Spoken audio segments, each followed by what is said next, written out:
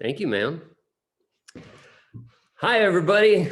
Hey, it's the last full day of Summer Fishtrap 2021, and you're about to see one of what is always my favorite events of the year. It's the Fishtrap Fellows reading. I want to do a little bit of show and tell for you here for just a second. I'm going to share my screen and show you. Each year, Fishtrap provides a number of fellowships. Now, fellowships are merit-based, so folks apply in December or January, and we take all of the applications in the three genres of poetry, nonfiction, and fiction, and we send them out to a number of screeners. Now, the screeners don't see the writers' names or their resumes; they just see the work, and they make their picks based on how that work resonates with them and the quality of it. The other cool thing is that all of the screeners each year are former Fishtrap fellows. So they know the value of the experience of the Summer Fishtrap experience and what that can do. So this year's Summer Fishtrap fellows, meet our Summer Fishtrap fellows. It's Scott Dorsch, Katherine Johnson, and Tor Strand. Those finalists go to a fellowship judge. We pick one each year. This year's was David Axelrod. Now, David has been a long time professor of English at Eastern Oregon University. He's also the editor of Basalt Literary Magazine and is now the director of Eastern Oregon University's Masters of Fine Arts in Creative Writing program, of which many of the Summer Fishtrap participants this year are a part of. I also want to show you something else, which I think is cool. There's a little history thing that I'm such a dork about this. But I just want to go back in time and show you folks all of the fellows of the past years. Many of these fellows have gone on to distinguished writing careers, publishing, editing, educators. Many of them have even come back as Summer Fishtrap faculty, including two of them this year. Isn't that a cool list? I just think that's fun to go all the way back to 1990. So we're pretty proud of the fellowship program, and I'm proud of our three fellowship recipients this year. So each of our fellows will read for up to 10 minutes or so, and we'll go from there. So our first Summer Fishtrap fellow, we're going to go in alphabetical order. It's Scott Dorsch. He's an emerging writer from Michigan and an M.F.A. creative writing candidate at the University of Idaho, where he is a Writing in the Wild Fellow. His work has appeared in Midwestern Gothic and is forthcoming in Everything Change, a Climate Fiction Anthology. He is the former fiction editor for Fugue, that's the literary arts magazine out of the University of Idaho, and recipient of the 2021 Good Hart Artist Residency. He's at work at his first novel and a short story collection. Scott, how's your Summer Fishtrap experience going so far? It's been awesome, Mike. I mean, like I said earlier, I'm doing it from my parents' basement, so it's a little interesting as a location. But I've just loved it. I've been in Joe Wilkins' workshop, and it's cool to see some of my fellow shoppers here. And yeah, I've loved it, man. This has been great. I'm definitely going to try to come back next year. Yeah. Well, we're super happy to have you. So why don't you just read something for the crowd? I can't wait to hear it. Okay. Well, Mike told us that we should maybe take a risk with this reading. So I'm going to read something that's currently in progress.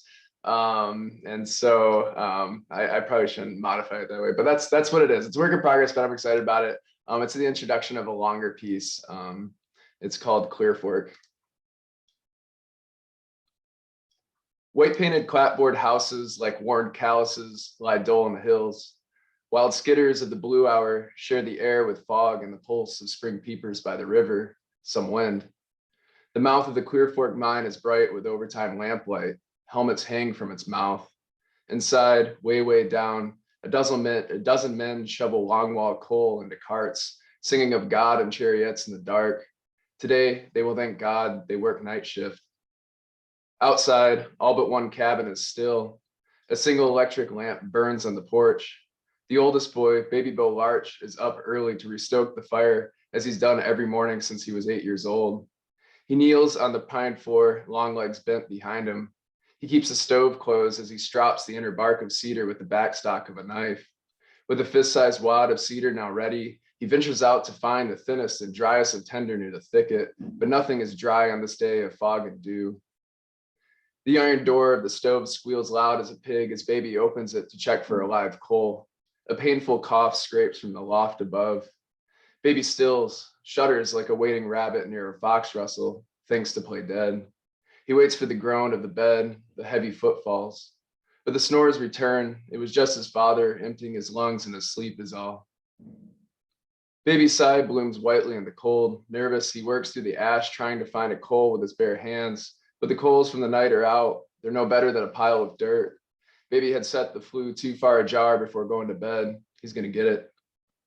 In a rush, he lights a pig fat candle with a match and leans in to catch the cedar and the kindling he will found by the thicket.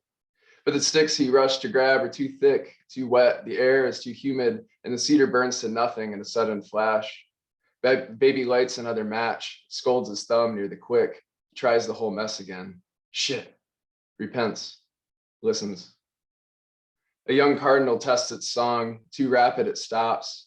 In its place, a whippoorwill lifts its whiskers, demands the sun to rise. Eddie Langford sits up in a sweat, 10 mice scatter. One stays, licking its hands and pulling its ears. She huffs and reaches for the corn husk doll on the sill. She knotted it up for her kid sister Gracie just yesterday. She holds the doll close, tells herself it was nothing at all. Just a nightmare, just the devil smacking his lips in her dreams again. Humming softly with the whippoorwill, Addie pulls on loose stockings, a canary yellow day dress, and steps over her three sisters to the kitchen side of the cabin. With the help of some dry hemlock and a potato stack, she blows an orange coal to life in the stove, warms her bone-white fingers hand over hand like a mouse. A great horned owl waits in the Langford's shade oak tree as it does every morning. Below, a young rabbit skips from lettuce rows and takes to wild onions, unnoticed. A wren in the thicket sees the owl and calls out a raspy alarm. Everything stops, shivers. When the owl loses sight of the rabbit, the small world will move again. Addie twists on the front porch lamp and watches as the sky attempts its turn from frigid blue to butter. More lamps blink to life across the valley, lighting the skeins of fog settling on this little mining camp built along the Clear Fork River. Out and above it all, the tall knuckles of the Cumberland Range brighten to blue in the rising sun. Down the hill through the fog, Addie can just make out the steel lines of the railroad that run all the way to Knoxville. She hasn't been there since she was a little girl when she and her mother took the 4-hour train ride to get Addie a dress for her baptism. She remembers it being hot and loud and humid. She remembers her mother's strong grip on her hand as she pulled her through crowds of men dressed in blue, covered in iron dust, and the bare legs of women wearing loose dresses, and the shriek of the massive streetcars that were the size of her family's small house. She tottered, trying hard to keep up with the pulling arm of her mother across the only paved street she had seen in her life and since, covering her ears to block the loud chup-chup of automobiles and the clatter of heeled boots on stone. Addie was frightened to excitement and grew bolder by the minute. She felt like she did the night a big black bear clicked across the front porch and stole the last of their winter ham straight from the hook. She couldn't look away from the bear's moon-bright eyes. She didn't want to. Like then, she didn't want to miss the mysteries unfolding in front of her. That day in Knoxville, Addie was converted by the sweet music of commerce. She saw what the grace of God could offer, all the electricity and food and excitement one could ever want. Bushels of clean vegetables and whole chickens already dressed, biscuits and cornbread pre-made, cut, and stored in tins by the dozen, women and children, white and black, dressed comfortably in slacks and walking the sidewalk shoulder to shoulder with men. On the corner of Gay Street, dwarfed by the tall shoulders of brick buildings on both sides, Addie recalls thinking that this must have been the kingdom of heaven that Minister Garland was always spitting about in Sunday service. It was right here on earth in Knoxville, Tennessee, surely. She wanted to stay in that city forever, away from the dirt and hunger and wails of the work time bells and school bells and warning sirens and blast whistles. She wanted to stay there where the world seemed rich, electric, alive. A door slams. A crack and a dull pop like an axe head finding wood sounds uphill. Addie winces. The ensuing shouts from deep in the fog sound muffled as if underwater. Addie's ear bends to the scrum. She knows that voice. She's heard it about every morning as far as she can remember. It's Mr. Larch beating baby over nothing again. Little Gracie pads on the porch, finding her older sister alone in the morning cold. She forces her small hand into Addie's fist. Her other hand goes to her mouth, sucking. Come here, Gracie. Come on back inside. You don't need to hear that, Addie says. The door slams again. The shouting stops.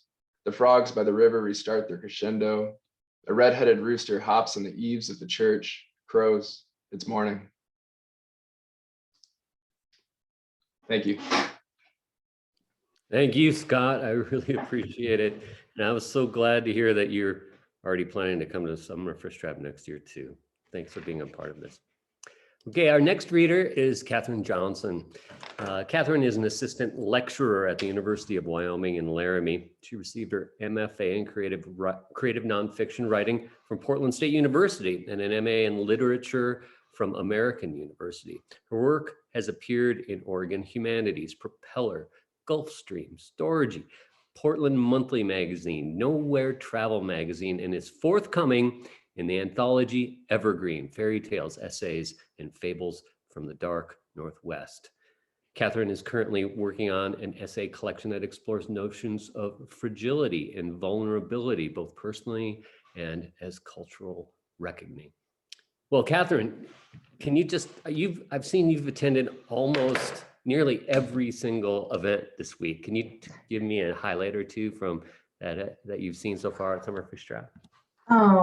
Yes, I'm trying to think. I really enjoyed Lainey Zumas's reading the other day. I think that was a highlight. I knew Lainey kind of in passing through PSU. She was in fiction, I was in nonfiction, but it was just great to see her again and kind of keep up with her work. So that was probably definitely a highlight of those events so far.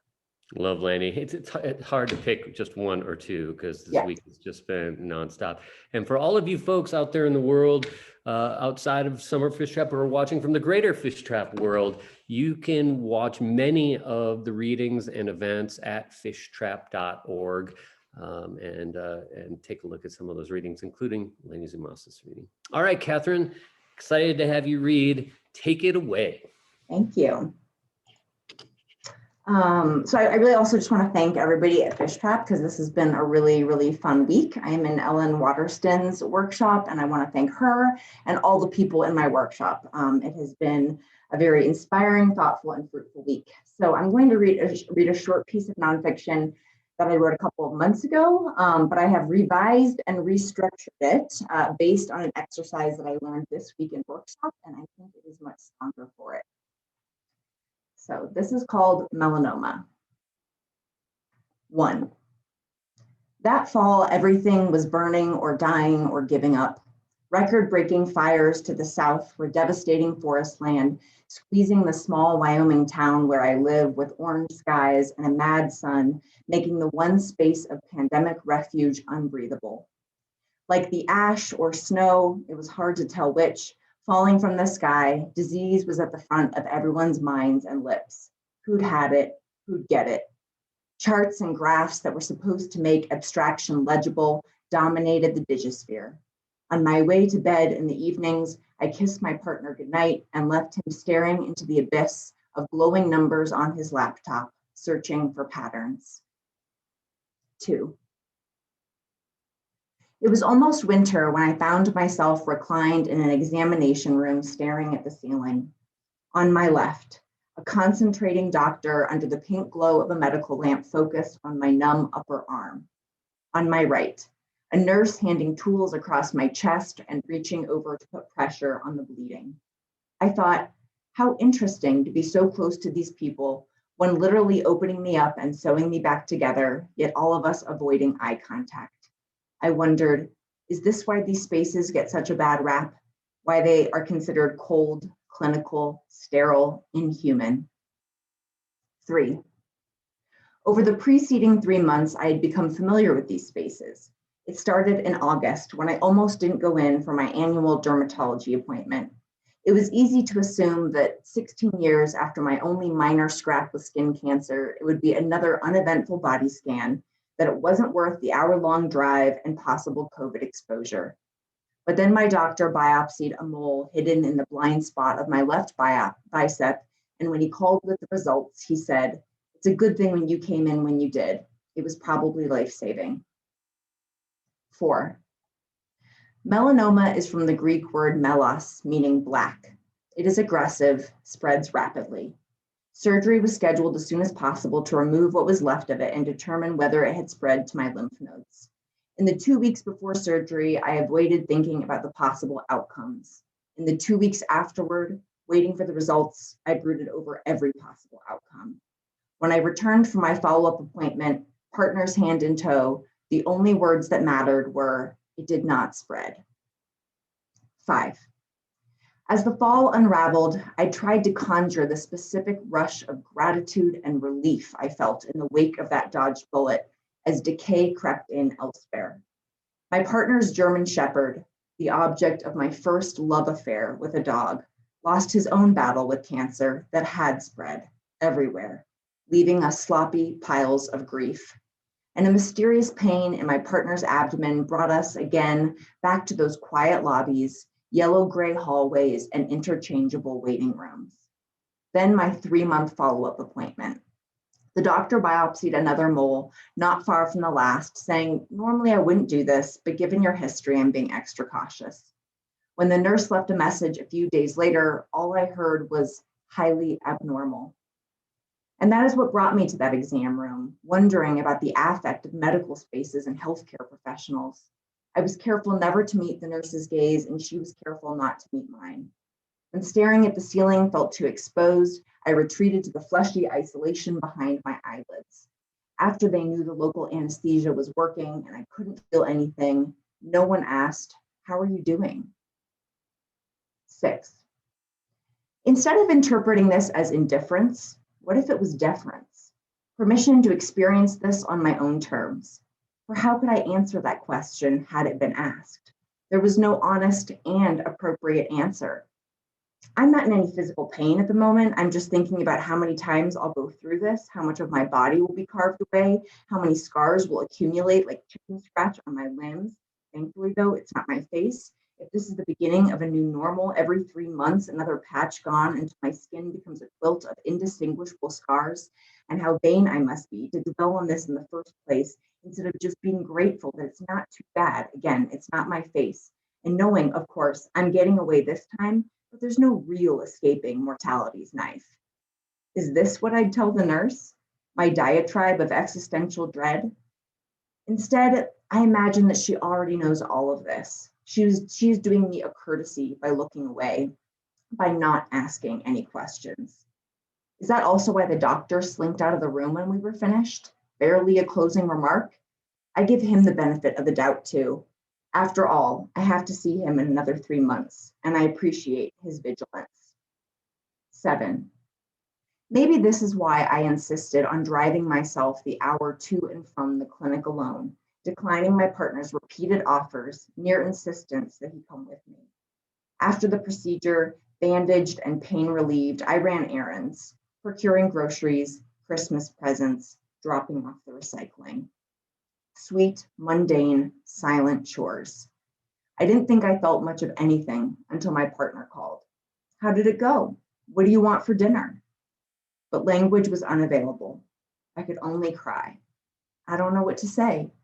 And I knew he loved me then because he didn't press for more words. 8. I found something like comfort in my caregiver's distance and the bland aesthetics of those medical buildings. Freedom, a blank slate, space to experience frailty and vulnerability in my own way, unburdened by meaning-making symbols, a reprieve from patterns. If there is no humanness there, then there is no suffering.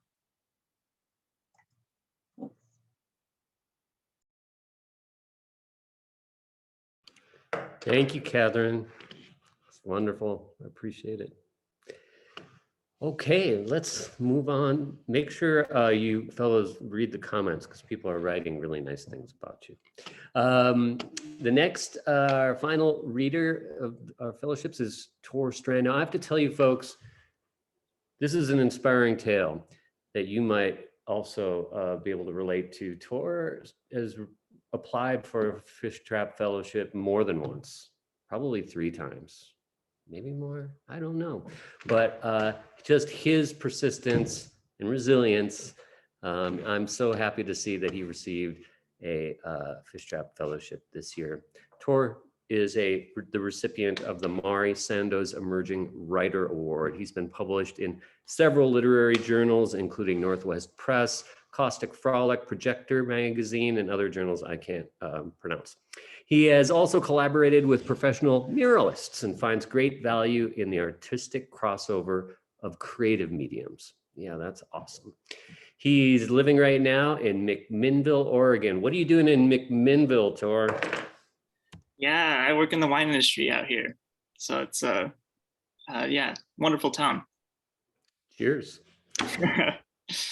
Can't wait to have you read. Why don't you tell us a tale? Yeah, for sure. So I'm going to be reading a few poems here, and but like Catherine said, I just want to say thank you so much to Fishtrap and all of the wonderful readings this week. I was in Anish Moshkani's workshop, and we just had a great discussion, and really helped open my mind a lot. So that was really wonderful. His first poem is, so part of workshop, we talked about dreams.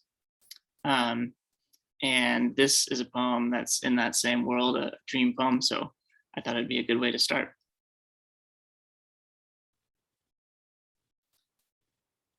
It's called Dream at 12 Noon. I am asked how much longer there will be light, and know immediately. Something to do with how the trees enter the sky on a mountain with family and friends. We are climbing to an open dirt patch. They touch and kiss me then with the sweet realness of a dream where everyone speaks and listens and eclipses.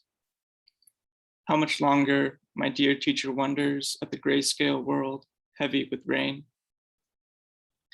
And I whisper in her ear, violet, that dark white purple of cold winter morning.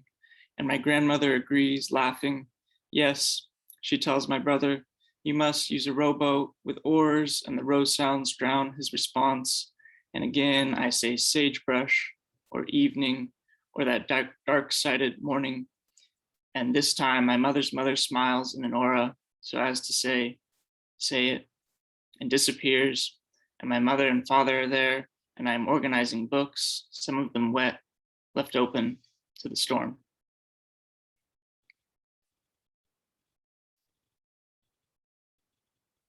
All right, so then this next one is about a road trip going down 101 down the California coast. And this is called Clams. Ripping along the Pacific Coast Highway, falling in and out of bleached towns, a taste in sweet Nam, lime, and sea, my friend decides he wants fish soup. We stop at Real Inn, drink beer. While we wait, he tells me why he wants soup, tells me it will remind him of his mother, who he hasn't seen for all these years, how she must dream of him and California, how his memory of nourishment approaches love like echoes curved in shell. There's nostalgia swimming a shimmer in all things. He orders the only soup, red snapper, and the man says briskly, like a crashed wave, we only serve soup on weekends. And when my friend looks away, I briefly see the pain in his distant mind. His ringlet curls black and unbrightened in the sidelong light. Before us, the dull coast erodes evening like a lost limb. Only his eyelash flickers as I order a dozen steamed clams and tell stories about my father.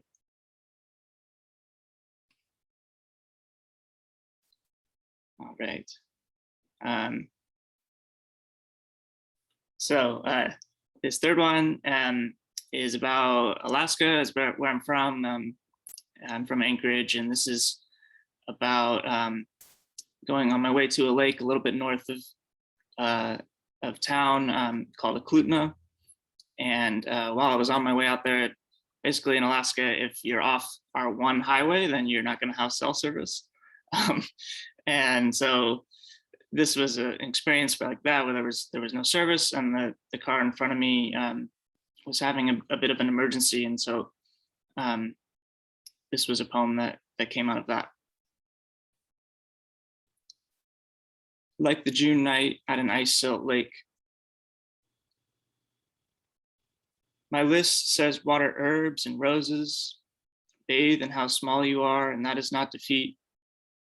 Says fold clothes, and that is not so bad, pleasing kind of curse, like hose water when I gush mint and mud wet rush off my boots, or when you hold fennel and cinnamon under my nose, tell me to examine the shape of star anise so I can more cleverly drink. And when your lavender oil eases my churning, so finally I dream away this June night, lent to an ice-silt lake where phones come second to workings of breath and word, and in the dissolving scent of rain, a father held his daughter as she slipped through his arms like the color of water, and a family cried and yelled seizure and tapped hard their cold black devices. When I stopped, their dog ran to my untrained hands, and more cars formed behind mine, and bells rung as if a train had gone and passed this daughter into hereafter, and the static turned my mind to a flint of burned dead leaf and lint as the car engines fell distant for the dumb wind and all those birch and red alder, black and blue spruce, and always the blank tundra, so close and never. All right, I got one more. So this last one, this is a more recent, I wrote this pretty recently during the pandemic, and yeah, it's a little bit a harder poem for me. It's about a friend of mine who was picked up by ICE and was detained in Tacoma for a while, and so it was a very difficult thing with COVID. I wasn't able to visit him at all, and yeah, so this is a poem that came out of that. Has an epigraph by from Elizabeth Bishop, as her one art came across my desk once at work, and I read the line "lose something every day," and it just kind of made me think of my friend, and just kind of I wanted to write a poem that contrasted the act of loss with living in a world of so many images and moments, and kind of comparatively between my world and his world. Yeah, and then one last thing on this one, there was strange things really with the detention center. You could one of those things was if you created an iHeartRadio account and then shared that information with somebody on the inside, then they would have access to that. So very strange thing, but this is called I Got You an iHeartRadio account so you could listen to J. Cole and breathe. Lose something every day. I wanted to drive up I-5 and hug you. I wanted to see your long black hair. They didn't take that at Northwest Detention Center in Tacoma, where you lived and ate and cried for 8 months. I lived and ate and cried too, and this is why we say smoke to what we cannot hold. A wolf asleep in the spruce. I did not hold you. Depression isn't always blue. The Salal vein and keep this sand cliff, and the light and the quince leaves like letters of an unknown alphabet. But no, they took your music. So let me tell you, the Arctic night dips below zero and corrodes to some deafened crimson. They called it contraband. You taught someone English, read Anna Karenina. They took the phones away and gave you fake COVID tests, but don't worry, you're too young, too strong, too tough, too scared and thin and bruised and pale. Yeah, you almost died. You can die, sweet clover, dragonfly. They called it prepaid only. Ocean swells, undercurrents. They took your shoes, birch bark, coastal fog. They took you away. You're gone now, but don't I know that hair still grows long and dark and wavy and true? Thank you. Ladies and gentlemen, the 2021 Summer Fishtrap Fellows reading, as always, it's one of my favorites. Tor Strand, Catherine Johnson, Scott Dorsch, thank you so much for being a part of this and being so engaged. I do hope we all get to shake hands sometime in the future. Wouldn't that be fun? And all of you folks, thank you for tuning in and watching this live or the recording, which should be up on our site soon. For all of you Summer Fishtrap registrants, at 2 o'clock is our next craft talk with Sharma Shields. At 3 p.m., if you are in Wallowa County, you can head on up to Wallowa Lake Lodge and watch the final reading of the year-long writers workshop with Nina McConaughey. They're going to do it live and in person.